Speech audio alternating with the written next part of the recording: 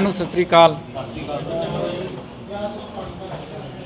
ਅੰਮ੍ਰਿਤਸਰ ਸ਼ਹਿਰ 'ਚ ਪਿਛਲੇ ਕੁਝ ਦਿਨਾਂ 'ਚ ਲੁੱਟਾਂ ਖੋਹਾਂ ਦੀਆਂ ਵਾਰਦਾਤਾਂ ਕਰਨ ਵਾਲੇ ਗਿਰੋਹ ਨੂੰ ਸਿਟੀ ਪੁਲਿਸ ਦੀ ਟੀਮ ਨੇ ਗ੍ਰਿਫਤਾਰ ਕੀਤਾ। ਪਿਛਲੇ ਜੇ 2-3 ਦਿਨਾਂ ਤੋਂ CCTV ਫੁਟੇਜ ਤੇ ਹੋਰ ਫੋਟੋਗ੍ਰਾਫਸ ਦੇ ਵਿੱਚ मीडिया सोशल मीडिया काफ़ी जगह ते चर्चा चल रही सी, जिस विच दो नौजवान स्पलैंडर मोटरसाइकिल के उपर बैठ के जा रहे सी, लुट खो कर रहे सी। उस तो बाद उन्हां दी फोटोग्राफ भी फ्लैश हुई सी। कल भी जिहड़ी प्रैस कॉन्फ्रेंस हुई सी उस विच भी ये सवाल किया गया सी कि इन्हां नूं कदों तक गिरफ्तार किया जाऊगा। मैं कहा सी कि टाइमलाइन नहीं दे सकते, पर जल्दी उन्होंने गिरफ्तार करके दसांगे। तो मैनू खुशी है कि इस विच 7 जिहड़ियां वारदातां जो इन्होंने किराने दियां दुकानां नूं टारगेट करके कीता सी, किराने दियां दुकानां दे उपर जिहड़ी लुट खोह करन वाले गिरोह की गल की जा रही सी।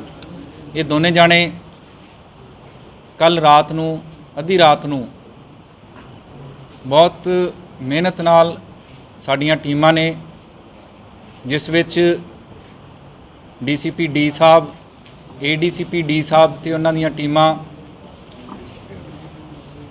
ACP हैडकुआटर्स, ADCP zone 3, SHO Mohkampura ते SHO सदर, ये सारे रल मिल के ADCP 2 साहब इन्हां वल्लों जिहड़ी कार्रवाई की गई वो मैं इस तो बाद बयान करदा। इन्हां सारियां दीयां टीमां ने, CIA दी टीम सारी, ADCP डी खुद उन्हां एरियाज़ दे विच मौजूद रहे, ACP हैडकुआटर्स ते होर सारे अफसरान, बहुत चंगा इन्हां ने कल राती ऑपरेशन किया। इस विच भी मैं धन्नवादी हाँ कि पब्लिक वालों जिहड़े मैसेजेस, पब्लिक वालों जो सानू इंफॉर्मेशन आ रही है उहदे बेसिस ते ऑपरेशन चलाया गया सी, जिस विच प्रिंस नाम दा लड़का जो दोषी है, इहदे विच पुत्र सुरजीत सिंह वासी मकान नंबर 10 गली number 4 Sultanwind road new Azad Nagar Amritsar का रहने वाला, ये करीब 29 साल का ट्रक ड्राइवरी का काम करता। इस तो अलावा अमनदीप सिंह उर्फ नन्नू पुत्र अवतार सिंह वासी मेन बाज़ार बाग रामानंद अमृतसर का रहने वाला, तकरीबन 33 साल का, ये भी ट्रक ड्राइवर के तौर पर काम करता। इन्हां वल्लों 7 अलग अलग किराने दीयां दुकानां नूं लुट्टिया गया। इस तो अलावा मोबाइल फोन स्नैचिंग ते और कई तरह दीयां स्नैचिंग जिहड़ियां कि रिपोर्टिड भी है, अनरिपोर्टिड भी है। हुण तक 9-10 परचे जो साडे ध्यान दे विच आए हैं, उहदे च एक तरन तारण दे विच कीती हुई वारदात भी साडे ध्यान दे विच आई है, जिथे इन्हां ने 10,000 रुपए लुट्टे ते मोबाइल की खो भी की। वो भी तरन तारण पुलिस नाल असीं राबता कायम किया, उन्होंने भी इस गल की तस्दीक की है। इन्हां कोलों रिकवरी भी की गई है, अरेस्ट की गई है, तो इन्हां ने जिहड़ियां वारदातां हुण तक कबूलियां उन्हां दा वेरवा प्रैस नोट दे विच भी शामिल है। इन्हां कोलों एक पिस्टल 312 बोर की ते 2 जिंदा राउंड भी रिकवर किए गए हैं। एक मोटरसाइकिल स्पलैंडर जिहदी चर्चा काफ़ी चल रही सी, मीडिया दे विच सोशल मीडिया चल रही सी, वो मोटरसाइकिल भी इन्हां तो बरामद किया गया। इस तो अलावा मोटरसाइकिल दियां चोरी दियां वारदातां भी पिछे जे काफ़ी नोटिस दे विच आईयां। इन्हां दे विचों 4 जिहड़े है motorcycle hero Honda Splendor recover किए गए हैं, तो 3 जाने ये अरेस्ट किए गए हैं। ਕੁਲਦੀਪ ਸਿੰਘ ਉਰਫ ਲਵ ਪੁੱਤਰ ਬਲਕਾਰ ਸਿੰਘ ਵਾਸੀ ਗਲੀ ਨੰਬਰ 1 ਬਾਦ ਅੰਮ੍ਰਿਤਸਰ। ਫਿਰ ਇੱਕ ਕਰਨਵੀਰ ਸਿੰਘ ਉਰਫ ਕਰਨ ਪੁੱਤਰ ਜਗਤਾਰ ਸਿੰਘ ਵਾਸੀ Subhash colony 88 foot road Amritsar. ਤੇ ਰਾਜੂ ਉਰਫ ਗੋਰਾ ਜੋ ਕਿ ਤਲਵੰਡੀ ਭਰਤ ਥਾਣਾ ਡੇਰਾ ਬਾਬਾ ਨਾਨਕ ਦੇ ਰਹਿਣ ਵਾਲਾ, ਇਹਨੂੰ ਵੀ ਅਰੈਸਟ ਕੀਤਾ ਗਿਆ। ਇਹ ਸਾਰੇ ਸਨੈਚਰਸ, ਲੁੱਟਾਂ ਖੋਹਾਂ ਕਰਨ ਵਾਲੇ ਗੈਂਗ ਤੇ ਜੋ ਰੋਬਰੀ ਦੀਆਂ ਵਾਰਦਾਤਾਂ ਅਲੱਗ-ਅਲੱਗ ਏਰੀਆਜ਼ ਦੇ ਵਿੱਚ ਨਜ਼ਰ ਆ ਰਹੀਆਂ, ਉਹਨਾਂ ਦੇ ਵਿੱਚ ਇਹ ਮੇਨ ਸਰਗਨਾ ਦੇ ਤੌਰ ਤੇ ਧਿਆਨ ਦੇ ਵਿੱਚ ਆਏ। ਇਹਨਾਂ ਦੀ ਪੁੱਛਗਿੱਛ ਵਿੱਚ ਸਾਨੂੰ ਉਮੀਦ ਹੈ, ਪੂਰਾ ਵਿਸ਼ਵਾਸ ਹੈ ਕਿ ਹੋਰ ਵੀ ਜਿਹੜੇ ਇਹਨਾਂ ਦੇ ਗਿਰੋਹ ਦੇ ਮੈਂਬਰ ਹੈ ਜਾਂ ਇਹਨਾਂ ਦੇ ਐਸੋਸੀਏਟਸ ਹੈ, ਉਹਨਾਂ ਨੂੰ ਲਿਸਟ ਆਊਟ ਕਰਕੇ ਉਹਨਾਂ ਨੂੰ ਵੀ ਅਰੈਸਟ ਕੀਤਾ ਜਾਊਗਾ। ਮੈਨੂੰ ਇਹ ਉਮੀਦ ਹੈ ਕਿ ਅੰਮ੍ਰਿਤਸਰ ਸ਼ਹਿਰ ਦੇ ਵਿੱਚ ਅਲੱਗ-ਅਲੱਗ ਜੋ ਵਾਰਦਾਤਾਂ ਹੁੰਦੀਆਂ, ਚੋਰੀ ਦੀਆਂ, ਮੋਟਰਸਾਈਕਲ ਚੋਰੀ ਦੀਆਂ, ਲੁੱਟਾਂ ਖੋਹਾਂ ਦੀਆਂ, ਇਹਨਾਂ ਦੀਆਂ ਤਾਰਾਂ ਕਿਤੇ ਨਾ ਕਿਤੇ ਉਹ ਸਾਰਿਆਂ ਨਾਲ ਜੁੜੀਆਂ ਹੋਣਗੀਆਂ, ਡਾਇਰੈਕਟਲੀ ਜਾਂ ਇਨਡਾਇਰੈਕਟਲੀ।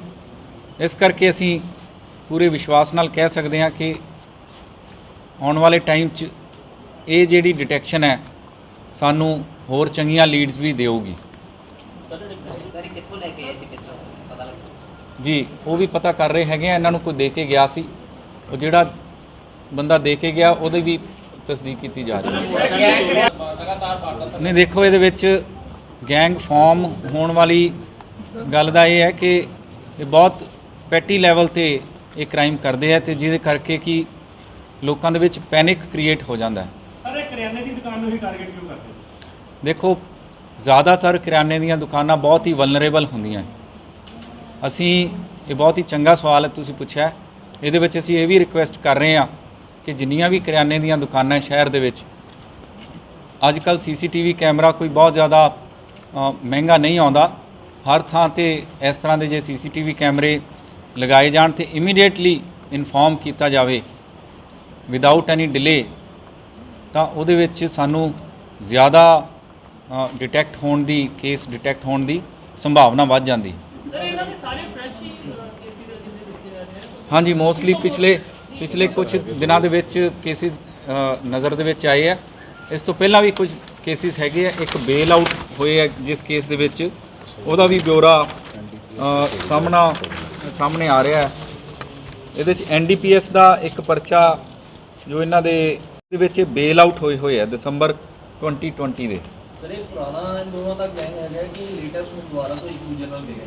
ਦੇਖੋ, ਇਹ ਪਹਿਲਾਂ ਤੋਂ ਇੱਕ ਦੂਜੇ ਦੇ ਨਾਲ ਸੰਪਰਕ ਦੇ ਵਿੱਚ ਹੈਗੇ ਆ, ਹੋਰ ਕਿੰਨਾ ਦੇ ਨਾਲ ਸੰਪਰਕ 'ਚ ਹੈਗੇ ਆ ਉਹ ਵੀ ਪੜਤਾਲ ਕੀਤੀ ਜਾ ਰਹੀ। ਸਰ ਜਿਹੜਾ ਮੋਟਰਸਾਈਕਲ ਬਰਾਮਦ ਕੀਤਾ ਇਹਨਾਂ ਦਾ ਕਿਉਂਕਿ ਚੋਰੀ ਦਾ ਜੋ ਅਮਨ ਦਾ ਮੋਟਰਸਾਈਕਲ ਹੈ ਜੀ, ਇਹਨਾਂ 'ਚ ਜਿਹੜਾ ਮੈਂ ਸੈਕਿੰਡ ਐਕਿਊਜ਼ ਦਾ ਨਾਮ ਲਿਆ ਅਮਨਦੀਪ,